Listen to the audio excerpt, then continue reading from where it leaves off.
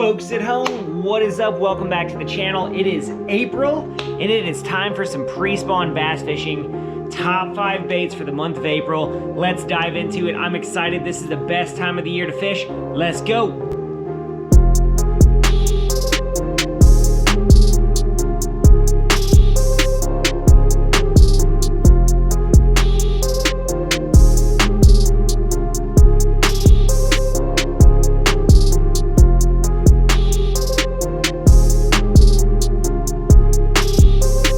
So let's start with approach.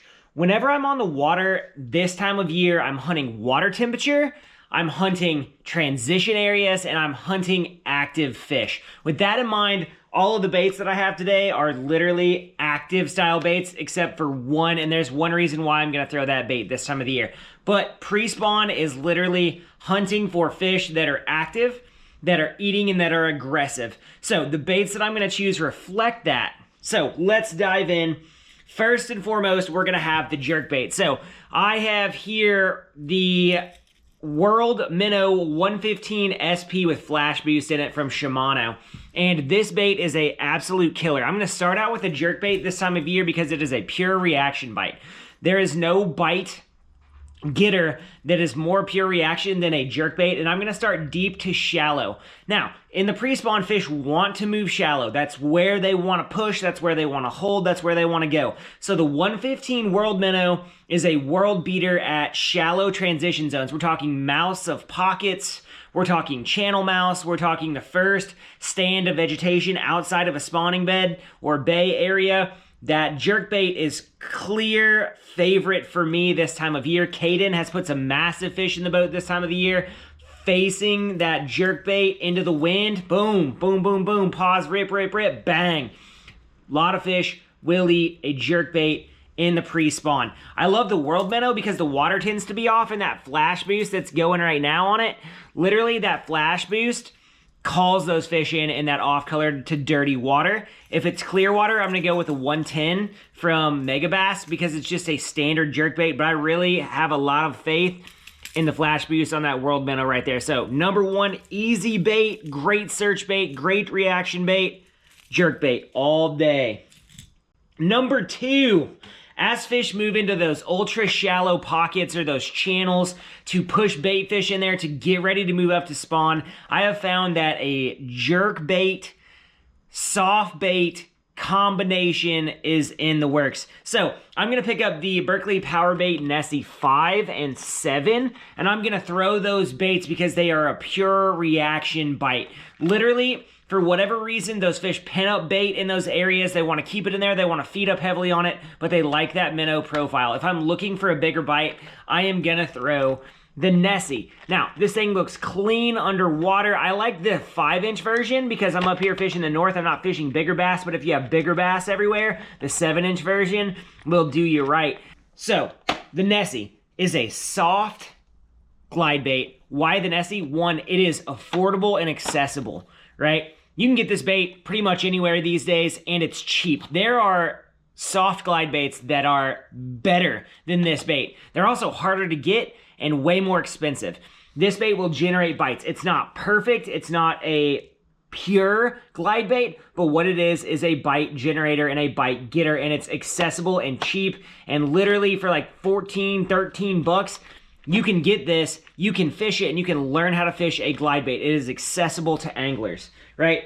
With that in mind, that bait pairs in hand with bait number 3, which is the Zoom Super Fluke, and I have that paired up on the Ebb and Flow hover rig. Now, the hover rig is literally a bait that is designed to keep baits pinned. This is not going anywhere. Dave at Ebb and Flow has come up with that extra special hook keeper on these baits all the way up the shank that literally is going to keep this bait pinned. This is a darting action. It's got a 60-degree bend in it. It gives off a lot of action. This bait falls really slowly in front of the bass. You can cast it a long way, and you can use one Super Fluke all day, and the fish are going to tear it up. I caught 40 fish on the hover rig fluke combo the other day as an indicator pattern while fish were moving shallow. I really enjoy throwing a fluke this time of year because it's the same thing as fishing a hard jerkbait with trebles, but you can fish it through cover.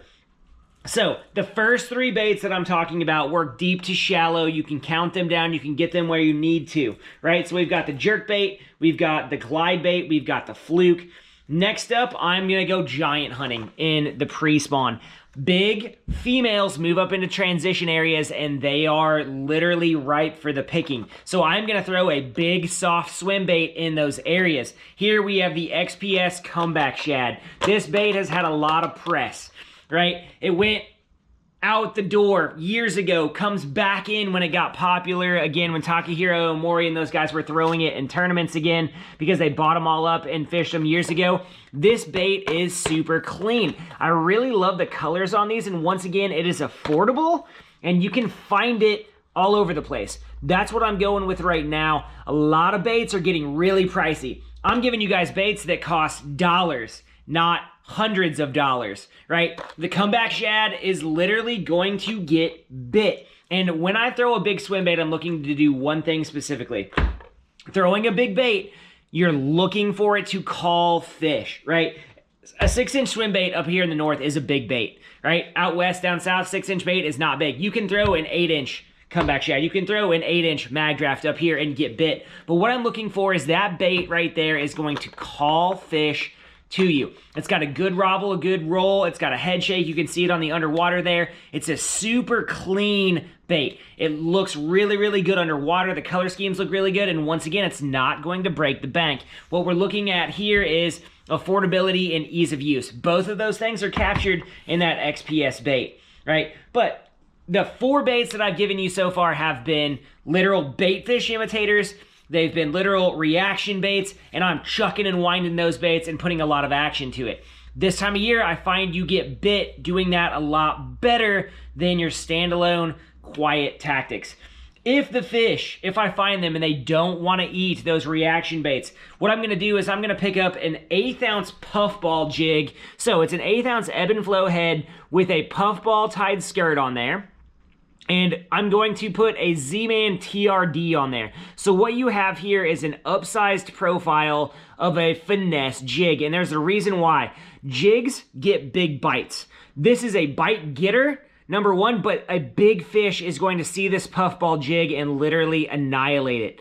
And the bonus here is that the ebb and flow jig head literally comes with that hook keeper, and you cannot pull this bait off of there. You have to take a razor blade to cut it off of there if it's Z-Man, simply because it's pinned that well. So that jig head I'm going to throw in hard areas where fish are pinned up but they don't want to eat anything else, up under docks, around wood and laydowns.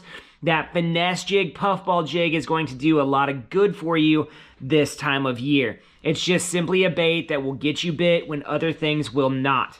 Now, the last bait that we want to consider, kind of the bonus bait, and you would be remiss if you didn't say this, because this is the bait that has been the shining example of what to throw this time of year, and it is the chatterbait, specifically the Z-Man jackhammer. I like to throw my jackhammers with a Rattleworm 4.5 trailer. It kicks beautifully. It has the extra pop of the rattle in there. It does what it's supposed to do, and it adds an extra flair to that bait. On the underwater, you can see how much rock, rattle, and roll these baits have. They will get bit. This is not the bait that I pick up first anymore, simply because 9 out of 10 guys in the spring are gonna be throwing chatterbaits.